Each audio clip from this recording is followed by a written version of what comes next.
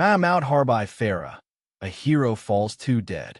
A pioneer of unionism and a fervent defender of self-determination, Mahmoud Harbi Farah, Allah Yaramu, was the breath of an era, that of awakening, of no to colonialism and the hope of the people of the French coast of Somalis, the first denomination of the current Republic of Djibouti.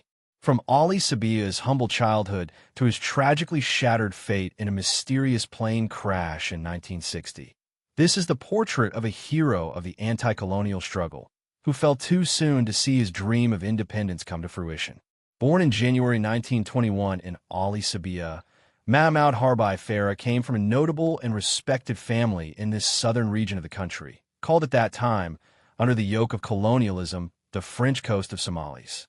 His father, Harbi Farah, a figure of respected authority, passes on to him the values of dignity, uprooting, and responsibility. Mahmoud was only 17 years old at the death of this one in 1938. In search of a better future, he packs his suitcase to settle in Djibouti City, far from the familiar ochre hills of Ali Sabia's city and its surroundings. It is in the tourism sector that he takes his first steps in active life. Here, in the heart of the port, in contact with Europeans, travelers passing by, and their stories from all over the world, he discovers another face of reality. The privileges of the metropolis, the diversity of cultures, but also the possibilities elsewhere. This environment awakens in him the desire to discover the country of these settlers he lives next to every day. The occasion arises when the Second World War breaks out on September 1st, 1939. Mahmoud Harbi then makes his choice. He voluntarily engages in the Navy of the Free French Forces to fight alongside the Allies. Immediately affected by a warship, he faces hell and survives a shipwreck caused by German forces in the Mediterranean, escaping justice to death.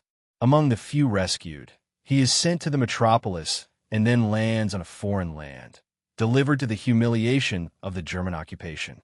In France, Mahmoud Harbi faces deprivation, hunger, and injustice of ration tickets. He was pronounced dead in Djibouti. Yet, against all odds, he reappears at the end of the Second World War in 1946 like a miracle in the midst of his astonishment. But the man who came back from Europe is no longer the same. He has seen the opposite of the imperial decor, the strengths and weaknesses of the colonial system.